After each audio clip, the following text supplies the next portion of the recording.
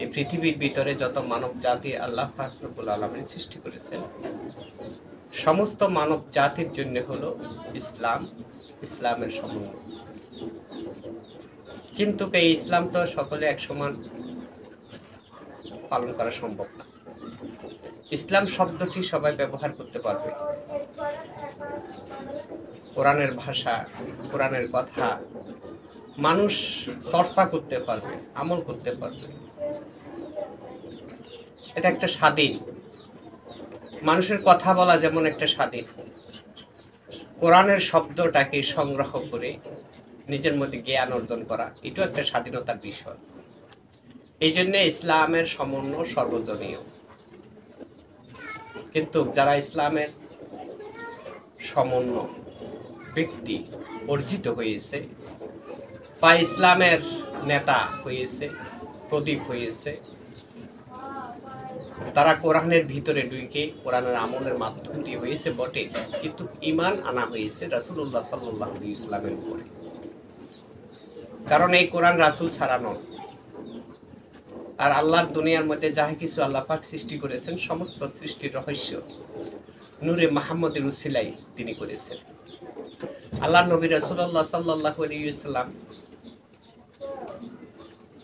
পাক জবানের মাধ্যম দিয়ে, পবিত্র বাণীর মাধ্যম দিয়ে যা বলেছেন তা কোরআনের শব্দ হিসেবে প্রকাশ পায়।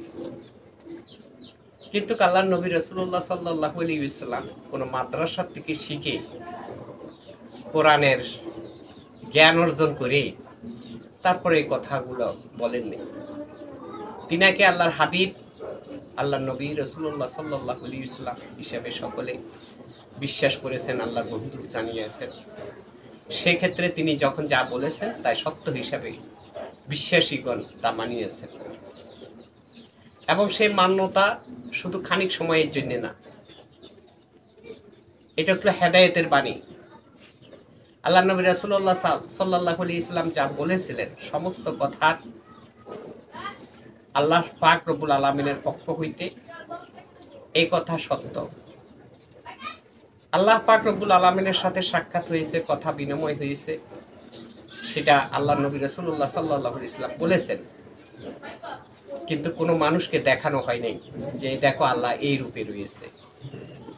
তবে এর মাধ্যম দিয়ে তোমরা যারা আমাকে ভালোবাসবে, আমাকে বিশ্বাস করবে, এর মধ্য দিয়ে তোমরা আল্লাহ সন্ধান পাবে। যারা পাইছে তারা মহান হয়েছে। এবং আল্লাহকে পাওয়া, আল্লাহকে চিনা, আল্লাহকে জানা জন্য অবশ্যই আল্লাহর হাবিব, আল্লাহর বন্ধুর অবশ্যই প্রয়োজন রয়েছে। সেই ক্ষেত্রে আল্লাহ নবী রাসূলুল্লাহ সাল্লাল্লাহু আলাইহি ওয়াসাল্লাম হলেন ইসলামের প্রতীক। তো আল্লাহ নবী রাসূলুল্লাহ সাল্লাল্লাহু আলাইহি ওয়াসাল্লাম হলেন ইসলামের আলো, ইসলামের প্রদীপ। এখন এই সংসারের মধ্যে, এই জগতের মধ্যে কারা ইসলামের প্রদীপ হইতে পারবে? আল্লাহ নবী রাসূলুল্লাহ সাল্লাল্লাহু আলাইহি ওয়াসাল্লাম বলেছেন, যারা আমার আহলে বায়াত নিকটবর্তীগণকে ভালোবাসবে, তাদের উসিলা অনুযায়ী আমাকে পাবে, আমি রাসূলের সাথে সাক্ষাৎ হয়ে যাবে।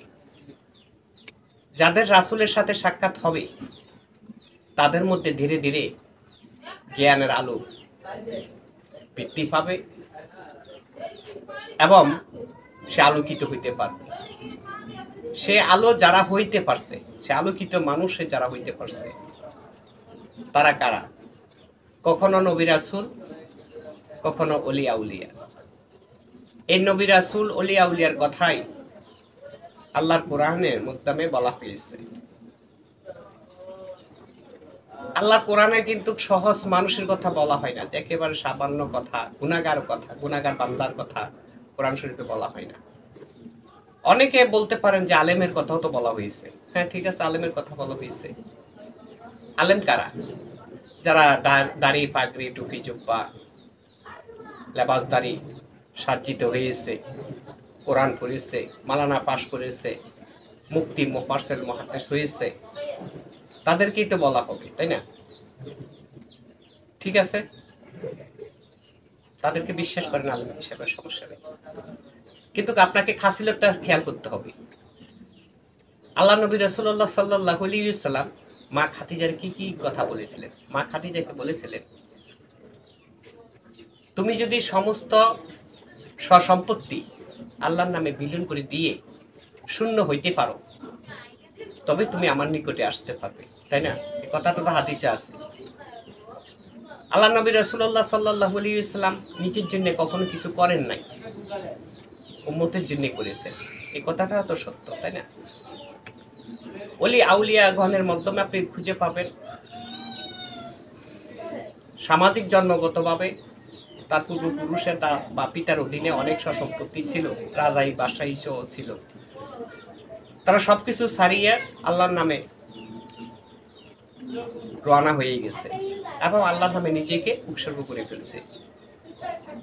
যারা দুনিয়ার লোভ ছাড়িয়ে আছে, যারা দুনিয়ার দিকে থেকে আল্লাহর দিক ফিরে গেছে, মানে দুনিয়ার দিকে কোনো আকৃষ্ট নাই, তাদের মধ্যে বড় বড় মালানা টাইটেল পাস পাইলেও পাইতে পারে, নাও পাইতে পারে, হাদিস আছে। এখানে কথা থাকে যে আল্লাহ নবী রাসূলুল্লাহ সাল্লাল্লাহু আলাইহি ওয়াসাল্লাম আল্লাহর রঙের সাথে রং মিশিয়েছেন না, আল্লাহ নবী মুহাম্মদ রাসূলুল্লাহ সাল্লাল্লাহু আলাইহি ওয়াসাল্লামের রঙের সাথে রং মিশিয়েছেন? একটু ভেবে দেখুন তো।